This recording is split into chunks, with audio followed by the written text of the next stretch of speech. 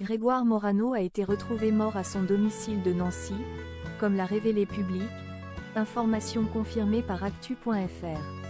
Le fils de Nadine Morano était âgé de 33 ans. C'est son père qui l'a retrouvé, sans vie, sur son lit.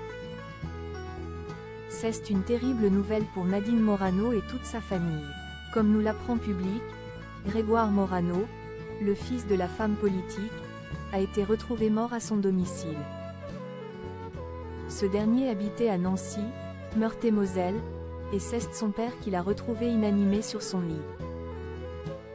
L'information du décès du jeune homme, âgé seulement de 33 ans, a été confirmée par le site actu.fr et selon leurs informations, inquiet de ne pas avoir de nouvelles, le père se serait rendu à son domicile. C'est là qu'il aurait découvert le corps inerte de son fils, sur un lit de son appartement, avant d'appeler les secours et de pratiquer un massage cardiaque.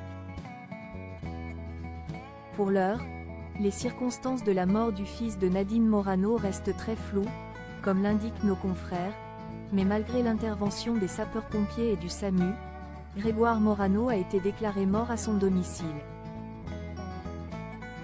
Toujours selon actu.fr, le médecin du SAMU a remis un certificat de décès avec obstacle médico-légal, et d'après leurs informations, cela concerne les morts par suicide ou les décès suspects. Le décès du fils de la femme politique membre des Républicains, LR, a été signalé aux autorités judiciaires. Le fils de Nadine Morano a déjà fait parler de lui par le passé.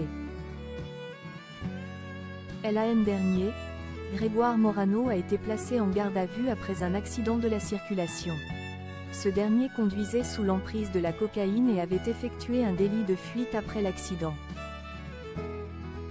Il avait percuté le pare-choc d'un poids lourd au moment où il s'insérait sur l'autoroute, vers la commune de Toul, sans faire de blessés, expliquait BFM TV à l'époque. Une affaire qui avait fait pas mal de bruit à l'époque et c'est en février dernier que l'affaire a finalement été tranchée par la justice française. Arrêté pour conduite sous l'emprise de cocaïne, Grégoire Morano a été condamné à une peine de 8 mois de prison avec sursis par le tribunal de Nancy pour ces faits. Une condamnation assortie d'une obligation de suivre des soins dans un service d'addictologie et de travailler ou de suivre une formation.